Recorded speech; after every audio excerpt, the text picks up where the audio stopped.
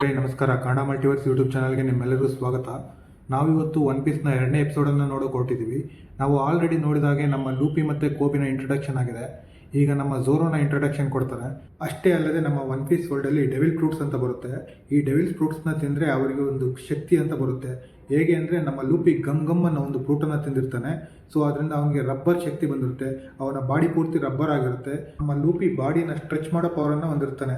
ಅವನ ಬಾಡಿ ರಬ್ಬರಿಂದ ಆಗಿರೋದ್ರಿಂದ ಎಷ್ಟೇ ಬೇಕಾದರೂ ಸ್ಟ್ರೆಚ್ ಮಾಡ್ಬೋದಾಗಿರುತ್ತೆ.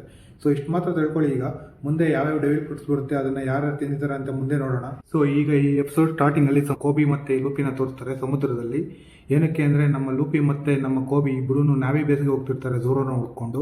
ಆಗ ಲೂಪಿ ಕೇಳ್ತಾನೆ, ನಿನಗೆ ದಾರಿ ಗೊತ್ತಿಲ್ವಾ ಅಂತ ಕೋಬಿನ.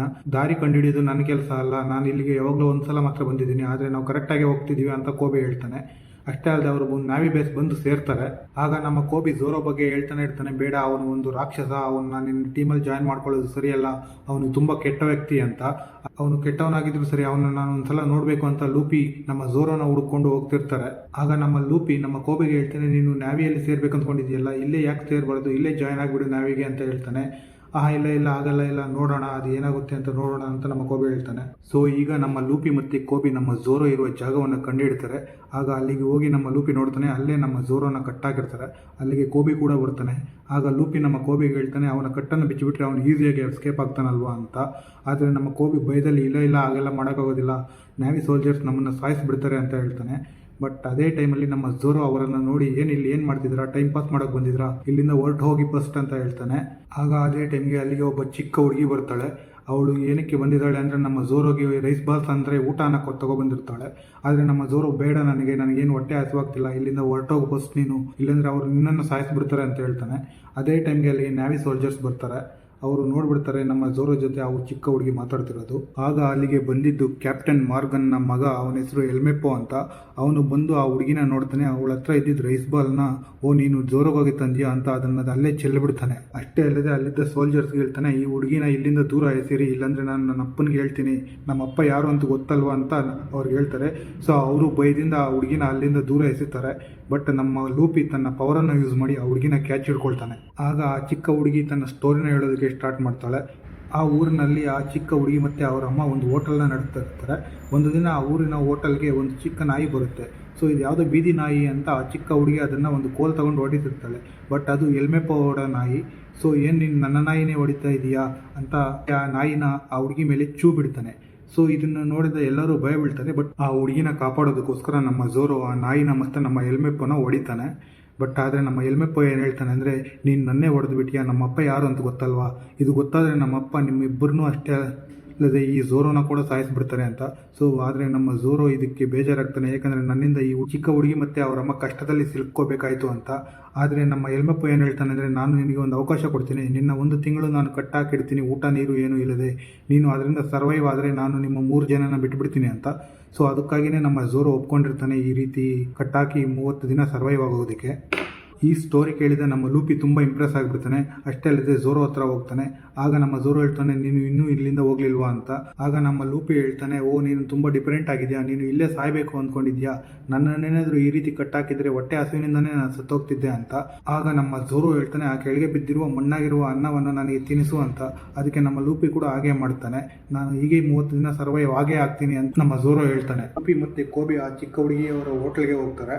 ಅಲ್ಲೇ ನಾವು ಲಾಸ್ಟ್ ಎಪಿಸೋಡಲ್ಲಿ ನೋಡಿದ ಆ ಚಿಕ್ಕ ಹುಡುಗಿ ಕೂಡ ಇರ್ತಾಳೆ. ಅಂದರೆ ಸಂಪತ್ತನ್ನೆಲ್ಲ ಕದ್ಕೊಂಡು ಹೋದ್ಲಲ್ವ ಆ ಹುಡುಗಿ. ಈಗ ಅಲ್ಲಿಗೆ ಎಲ್ಮೆಪ್ಪೋ ಕೂಡ ಬಂದಿರ್ತಾನೆ. ಅವನು ಹೇಳ್ತಿರ್ತಾನೆ, ನನಗೆ ಝೋರೋನ ಈ ರೀತಿ ನೋಡಿ ತುಂಬ ಬೇಜಾರಾಗಿದೆ, ಅವನ ತಲೆಯನ್ನು ನಾಳೆ ನಾನು ಕಡಿಸ್ತೀನಿ ಅಂತ.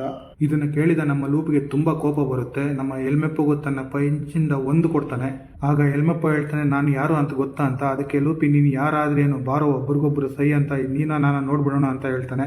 ಆದರೆ ಕೋಬಿ ನಮ್ಮ ಲೂಪಿನ ತಡೆದು ಹಿಡ್ಕೊಂಡಿರ್ತಾನೆ. ಇದೇ ಟೈಮಲ್ಲಿ ನಮ್ಮ ಲೂಪಿ ಹೇಳ್ತಾನೆ, ನಾನು ಡಿಸೈಡ್ ಮಾಡಾಯಿತು, ನಾನು ಯಾವುದೇ ಕಾರಣಕ್ಕೂ ಝೋರೋ ನನ್ನ ಕ್ರೂ ಮೆಂಬರ್ ಆಗದೆ ನಾನು ಇಲ್ಲಿಂದ ಹೋಗೋದಿಲ್ಲ ಅಂತ. ಆಗ ನಮ್ಮ ಕ್ಯಾಪ್ಟನ್ ಮಾರ್ಗನ್ನ ತೋರಿಸ್ತಾರೆ. ಕ್ಯಾಪ್ಟನ್ ಮಾರ್ಗನ್ ಒಂದು ಸೀಟಲ್ಲಿ ಕುತ್ಕೊಂಡಿರ್ತಾನೆ. ಅಲ್ಲಿಗೆ ಎಲ್ಮೆಪ್ಪೋ ಬಂದು, ಡ್ಯಾಡಿ ನನಗೋಸ್ಕರ ನೀವು ಒಬ್ಬನ ಸಾಯಿಸಬೇಕು, ಅವನು ನನಗೆ ತುಂಬ ಅವಮಾನ ಮಾಡಿಬಿಟ್ಟ, ನೀವು ನನಗೋಸ್ಕರ ಅವನ್ನ ಸಾಯಿಸಬೇಕು ಅಂತ ಹೇಳ್ತಾನೆ. ಈಗ ನಮ್ಮ ಲೂಪಿ ಝೋರೋ ಹತ್ರ ಬರ್ತಾನೆ. ಅದೇ ಟೈಮಲ್ಲಿ ಝೋರೋ ಕನಸು ಕಾಣ್ತಿರ್ತಾನೆ. ಏನು ಅಂದರೆ, ಅವನು ಒಬ್ಬ ಚಿಕ್ಕ ಹುಡುಗಿ ಜೊತೆ ಅವನು ಚಿಕ್ಕವನಿದ್ದಾಗ ಫೈಟ್ ಮಾಡ್ತಿರ್ತಾನೆ. ಅವಳು ಹೇಳ್ತಿರ್ತಾಳೆ, ನೀನು ಪ್ರತಿದಿನದ ರೀತಿ ಇವತ್ತು ಕೂಡ ತುಂಬ ವೀಕ್ ಆಗಿದೆಯಾ ಅಂತ. ಆಗ ಝೋರೋ ಯೋಚನೆ ಮಾಡ್ತಾನೆ, ಇಲ್ಲ, ನಾನು ಅವಳಿಗೆ ಪ್ರಾಮಿಸ್ ಮಾಡಿದ್ದೀನಿ, ನಾನು ಯಾವುದೇ ರೀತಿ ಇಲ್ಲಿಂದ ಸರ್ವೈವ್ ಆಗಲೇಬೇಕು ಅಂತ. ನಾನು ಡಿಸೈಡ್ ಮಾಡಾಯಿತು, ನೀನು ನನ್ನ ಟೀಮಲ್ಲಿ ಜಾಯ್ನ್ ಆಗಲೇಬೇಕು ಅಂತ ಹೇಳ್ತಾನೆ. ಆದರೆ ಝೋರೋ ಇಲ್ಲ, ಸಾಧ್ಯನೇ ಇಲ್ಲ, ನಾನು ಒಬ್ಬ ಬೌಂಟಿ ಹಂಟರ್, ನಾನು ನಿನ್ನ ಜೊತೆ ಸೇರೋದಿಲ್ಲ ಅಂತ. ಹೌದಾ, ನಿನ್ನ ಬೌಂಟಿ ಹಂಟರ್ ಯಾಕೆ ಕರೀತಾರೆ ಅಂತ ಹೇಳಿದಾಗ, ಅದೆಲ್ಲ ನಿನಗೆ ಬೇಕಾಗಿಲ್ಲ, ನಾನು ನಿನ್ನ ಜೊತೆ ಸೇರೋದಿಲ್ಲ ಅಂತ ಹೇಳಿದೆ. ಆಗ ಲೂಪಿ ಇದ್ಕೊಂಡು ಹೇಳ್ತಾನೆ, ನೀನು ಕತ್ತಿಗಳನ್ನು ಯೂಸ್ ಮಾಡ್ತೀಯ ಅಲ್ವಾ, ನಾನು ಅದನ್ನು ನಿನಗೆ ತಂದು ಕೊಡ್ತೀನಿ, ಆದರೆ ನೀನು ನನ್ನ ಟೀಮಲ್ಲಿ ಜಾಯ್ನ್ ಆಗಲೇಬೇಕು ಅಂತ ಹೇಳ್ತಾ ಅಲ್ಲಿಂದ ಓಡ್ತಾನೆ. ಆಗ ನಮ್ಮ ಝೋರೋ ಥಿಂಕ್ ಮಾಡ್ತಾನೆ, ಯಾರು ಇವನಿಗೆ ಏನು ಬೇಕು, ಇವನು ನಾವಿ ಬೇಸ್ ಒಳಗೆ ಒಬ್ಬನೇ ಹೋಗಿ ಆ ಕತ್ತಿಗಳನ್ನು ತಗೋಬರ್ತಾನ ಅಂತ. ಅದೇ ಟೈಮಲ್ಲಿ ನಮ್ಮ ಲೂಪಿನ ನೋಡ್ತಾನೆ, ಅವನು ಬೇರೆ ಡೈರೆಕ್ಷನ್ ಹೋಗ್ತಿರ್ತಾನೆ. ಆಗ ಹೇಳ್ತಾನೆ, ನೀನು ಡಿಫ್ರೆಂಟ್ ಡೈರೆಕ್ಷನಲ್ಲಿ ಹೋಗ್ತಿದ್ಯಾ, ಕತ್ತಿ ಮತ್ತು ನಾವಿ ಬೇಸ್ ಇರೋದು ಈ ಕಡೆ ಅಂತ ಹೇಳಿದಾಗ, ಓ ಸಾರಿ ಅಂತ ನಮ್ಮ ಲೂಪಿ ಆ ಕಡೆ ಓಡ್ತಾನೆ. ಇದೇ ಟೈಮಲ್ಲಿ ನಾವಿ ಬೇಸಲ್ಲಿ ನಮ್ಮ ಕ್ಯಾಪ್ಟನ್ ಮಾರ್ಗನ್ನ ದೊಡ್ಡದಾಗಿ ವಿಗ್ರಹವನ್ನು ನಿಲ್ಲಿಸ್ತಿರ್ತಾರೆ, ನಮ್ಮ ಬಾಹುಬಲಿ ರೀತಿಯಲ್ಲಿ. ಆಗ ನಮ್ಮ ಕ್ಯಾಪ್ಟನ್ ಮಾರ್ಗನ್ ಅವನ ಮಗ ಎಲ್ಮೆಪೋಗ ಹೇಳ್ತಾನೆ, ನೀನು ತುಂಬ ವೇಸ್ಟ್ ಫೆಲೋ, ಒಬ್ಬ ಚಿಕ್ಕ ಹುಡುಗಿನ ಕೂಡ ನಿನ್ನ ಕೈಲಿ ಹ್ಯಾಂಡಲ್ ಮಾಡೋಕ್ಕಾಗಲಿಲ್ಲ, ನೀನು ಅವಳನ್ನು ಸಾಯಿಸಿದ್ಯಾ ಇಲ್ಲ ಅಂತ ಕೇಳ್ತಾನೆ. ಆದರೆ ನಮ್ಮ ಎಲ್ಮೆಪೋ ಹೇಳ್ತಾನೆ, ಅವಳು ಚಿಕ್ಕ ಹುಡುಗಿ, ಅವಳನ್ನು ನಾನು ಸಾಯಿಸಲಿಲ್ಲ ಅಂತ. ಆದರೆ ಅಲ್ಲೇ ಇದ್ದ ಸೈನಿಕರಿಗೆ ನಮ್ಮ ಕ್ಯಾಪ್ಟನ್ ಮಾರ್ಗನ್ ಹೇಳ್ತಾನೆ, ನನ್ನ ಆರ್ಡರ್ಸ್ನ ಯಾರೇ ಧಿಕ್ಕರಿಸಿದರೂ ಕೂಡ ಅವರಿಗೆ ಸಾವೇ ಗತಿ, ನೀನು ಹೋಗಿ ಆ ಚಿಕ್ಕ ಹುಡುಗಿನ ಸಾಯಿಸ್ಬಿಡು ಅಂತ ಅಲ್ಲಿದ್ದ ಸೋಲ್ಜರ್ಸ್ಗೆ ಹೇಳ್ತಾನೆ. ಆದರೆ ಆ ಸೋಲ್ಜರ್ ಹೇಳ್ತಾನೆ, ಅವಳು ಒಬ್ಬ ಚಿಕ್ಕ ಹುಡುಗಿ, ನನ್ನ ಕೈಯಲ್ಲಿ ಆಗೋದಿಲ್ಲ ಅಂತ. ಇದನ್ನು ಕೇಳಿದ ಕ್ಯಾಪ್ಟನ್ ಮಾರ್ಗನ್ಗೆ ತುಂಬ ಕೋಪ ಬರುತ್ತೆ. ಯಾಕೆಂದರೆ ಇಲ್ಲಿ ನಾನೇ ಕ್ಯಾಪ್ಟನ್ ಮಾರ್ಗನ್, ನನ್ನ ಮಾತನ್ನೇ ಧಿಕ್ಕರಿಸ್ತೀಯಾ ಅಂತ ಅಲ್ಲೇ ಇದ್ದ ಅವನಿಗೆ ಒಂದು ಕೊಡ್ತಾರೆ. ಅವನು ಪಾಪ ಕೆಳಗಡೆ ಬಿದ್ದು ಗಿಲಗಿಲ ಅಂತ ಒದ್ದಾಡ್ತಿರ್ತಾನೆ. ಆಗ ಹೇಳ್ತಾನೆ, ನನ್ನ ಮಾತನ್ನು ಯಾರೇ ಆದರೂ ಧಿಕ್ಕರಿಸಲಿ, ಅವ್ರಿಗೆ ಇದೇ ಗತಿ ಅಂತ ಹೇಳ್ತಾನೆ. ಆಗ ಅಲ್ಲಿಗೆ ನಮ್ಮ ಲೂಪಿ ಗಮ್ ರಾಕೆಟ್ ಅಂತ ತನ್ನ ಪವರನ್ನು ಯೂಸ್ ಮಾಡಿ ಮೇಲೆ ಬರ್ತಾನೆ. ಆಗ ವಿಗ್ರಹನ ಹಿಡ್ಕೊಳ್ತಾನೆ. ಆ ವಿಗ್ರಹ ಅಲ್ಲಿ ಡ್ಯಾಮೇಜ್ ಆಗಿಬಿಡುತ್ತೆ ಅವನು ಹಿಡ್ಕೊಳ್ಳೋದ್ರಿಂದ. ಸೊ ಇದನ್ನು ನೋಡಿದ ಕ್ಯಾಪ್ಟನ್ ಮಾರ್ಗನ್ಗೆ ತುಂಬ ಕೋಪ ಬರುತ್ತೆ, ಯಾಕಂದರೆ ಅವನ ಪ್ರತಿಷ್ಠೆ ಅದಾಗಿರುತ್ತೆ. ಇದನ್ನು ನೋಡಿದ ನಮ್ಮ ಕ್ಯಾಪ್ಟನ್ಗೆ ತುಂಬ ಕೋಪ ಬರುತ್ತೆ. ಆ ಕೋತಿ ನನ್ನ ಮಗನ್ನ ಹಿಡ್ಕೊಂಡು ಸಾಯಿಸಿ ಅಂತ ಆರ್ಡರ್ ಮಾಡ್ತಾನೆ. ಆದರೆ ನಮ್ಮ ಲೂಪಿ ಇದ್ಕೊಂಡು ಅಲ್ಲೇ ಇದ್ದ ಎಲ್ಮೆಪೋನ ಹಿಡ್ಕೊಂಡು, ನೀನು ಬಾ, ನಿನ್ನ ಹತ್ರ ಕೆಲಸ ಇದೆ, ನೀನು ತೆಗೆದಿರೋ ಆ ಕತ್ತಿಗಳನ್ನು ನನಗೆ ಬೇಕು, ಅವು ಎಲ್ಲಿದ್ದಾವೆ ತೋರಿಸು ಅಂತ ಅವನು ಅಲ್ಲಿಂದ ಎತ್ಕೊಂಡು ಓಡ್ತಾನೆ. ನಮ್ಮ ಲೂಪಿ ಎಲ್ಮೆಪೋನ ಕೇಳ್ತಾನೆ, ಆ ಕತ್ತಿಗಳು ಎಲ್ಲಿವೆ ಅಂತ. ನಿಲ್ಲು, ಇವು ಈ ಕಡೆ ಇಲ್ಲ, ಆ ಕಡೆ ನನ್ನ ರೂಮಲ್ಲಿ ಇದ್ದಾವೆ ಅಂತ. ಅದೇ ಟೈಮ್ಗೆ ಅಲ್ಲಿ ಸೋಲ್ಜರ್ಸ್ ಬರ್ತಾರೆ. ಬಂದು ಹೇಳ್ತಾರೆ, ಅಂದರೆ ಕೈ ಮೇಲೆ ಎತ್ತು, ಇಲ್ಲಾಂದರೆ ಸಾಯಿಸಿಬಿಡ್ತೀವಿ ಅಂತ. ಆದರೆ ನಮ್ಮ ಲೂಪಿ ಹೇಳ್ತಾನೆ, ಸಾಯಿಸಿ, ಆದರೆ ನನ್ನಲ್ಲ, ನಿಮ್ಮ ಬಾಸ್ನ ಸಾಯಿಸಿ ಅಂತ ಹೇಳ್ತಾನೆ.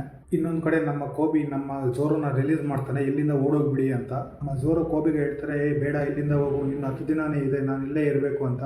ಆದರೆ ನಮ್ಮ ಕೋಬಿ ಹೇಳ್ತಾನೆ, ನಿಮ್ಮನ್ನು ನಾಳೆನೇ ಇವರು ಎಕ್ಸಿಕ್ಯೂಟ್ ಮಾಡಬೇಕು ಅಂದ್ಕೊಂಡಿದ್ದಾರೆ, ನಿಮಗೆ ಇದು ಗೊತ್ತಿಲ್ಲ ಅಷ್ಟೇ, ಇಲ್ಲಿಂದ ತಪ್ಪಿಸ್ಕೊಂಡು ಹೋಗಿ ಅಂತ ನಮ್ಮ ಕೋಬಿ ಅವರ ಕಟ್ಟನ್ನು ಬಿಚ್ಚುತ್ತಾನೆ. ಎಲ್ಮೆಪೋ ಹೇಳಿದ್ದೆಲ್ಲ ಸುಳ್ಳು, ಅವರು ನಾಳೆನೇ ನಿಮ್ಮ ತಲೆಯನ್ನು ಕಡಿಬೇಕು ಅಂದ್ಕೊಂಡಿದ್ದಾರೆ ಅಂತ ನಮ್ಮ ಕೋಬಿ ಹೇಳ್ತಾನೆ. ಆಗ ಅಲ್ಲಿಗೆ ಬಂದ ಕ್ಯಾಪ್ಟನ್ ಮಾರ್ಗನ್ ಹೇಳ್ತಾನೆ, ನೀನು ಏನು ಆ ಸ್ಟ್ರಾ ಹ್ಯಾಟ್ ಜೊತೆ ಸೇರ್ಕೊಂಡಿದೀಯಾ ಅಂತ. ಸ್ಟ್ರಾ ಹ್ಯಾಟ್ ಅಂದರೆ ನಮ್ಮ ಲೂಪಿ ಹೆಸರು, ಅವನಿಗೆ ಇನ್ನೊಂದು ಹೆಸರು, ಯಾಕಂದರೆ ಆ ಹ್ಯಾಟಿಂದ ಬಂದಿರುತ್ತೆ. ಈ ಕಡೆ ನಮ್ಮ ಕ್ಯಾಪ್ಟನ್ ಮಾರ್ಗನ್ ನಮ್ಮ ಝೋರೋನ ಸುಡೋದಕ್ಕೆ ಆರ್ಡರ್ ಕೊಡ್ತಾನೆ. ಅವರು ಸುಡೋದಕ್ಕೆ ಸ್ಟಾರ್ಟ್ ಮಾಡೋ ಟೈಮಲ್ಲಿ ಆ ಕಡೆಯಿಂದ ನಮ್ಮ ಲೂಪಿ ಇದ್ದಾನಲ್ವ, ಅವನು ತನ್ನ ಗಮ್ ರಾಕೆಟ್ ಅಂತ ಯೂಸ್ ಮಾಡಿ ಅಲ್ಲಿಗೆ ಬಂದು ಆ ಬುಲೆಟ್ಸ್ಗೆ ಅಡ್ಡ ನಿಂತ್ಕೊಳ್ತಾನೆ. ಆ ಬುಲೆಟ್ಸ್ ಎಲ್ಲ ಅವನ ಬಾಡಿ ಒಳಗಡೆ ಹೋಗಿ ಮತ್ತೆ ಅವ್ರಿಗೆ ರಿಪೀಟ್ ಹೊಡೆಯುತ್ತೆ. ಏಕೆ ಅಂದರೆ ಅವನು ರಬ್ಬರಿಂದ ಆಗಿರ್ತಾನಲ್ವ, ಸೊ ಅದರಿಂದ ಆ ಬುಲೆಟ್ಸ್ ಎಲ್ಲ ಮತ್ತೆ ರಿಟರ್ನ್ ಬಂದು ನಮ್ಮ ಸೋಲ್ಜರ್ಸ್ಗೆ ಹೊಡೆಯುತ್ತೆ. ಇದನ್ನು ನೋಡಿದ ನಮ್ಮ ಝೋರೋ ಮತ್ತು ಕೋಬಿಗೆ ಶಾಕ್ ಆಗುತ್ತೆ. ಯಾರು ನೀನು ಅಂತ ಕೇಳ್ತಾರೆ. ಆಗ ಹೇಳ್ತಾನೆ, ನಾನು Monkey D Luffy, king of the pirates ನಾನೇ ಆಗೋದು ಅಂತ ಹೇಳ್ತಾನೆ. ಇಲ್ಲಿಗೆ ಈ ಎಪಿಸೋಡ್ ಮುಕ್ತಾಯ ಆಗುತ್ತೆ ಗೈಸ್. ನಿಮಗೆ ನಮ್ಮ ವೀಡಿಯೋಸ್ ಇಷ್ಟ ಆದರೆ ದಯವಿಟ್ಟು ಲೈಕ್ ಮಾಡಿ, ಕಾಮೆಂಟ್ ಮಾಡಿ, ಹಾಗೆ ನಿಮ್ಮ ಸ್ನೇಹಿತರಿಗೆಲ್ಲರಿಗೂ ಶೇರ್ ಮಾಡಿ. ನಮ್ಮ ಚಾನಲ್ನ ಸಬ್ಸ್ಕ್ರೈಬ್ ಮಾಡ್ಕೊಳ್ಳಿ ಗೈಸ್. ಥ್ಯಾಂಕ್ ಯು, ಧನ್ಯವಾದಗಳು.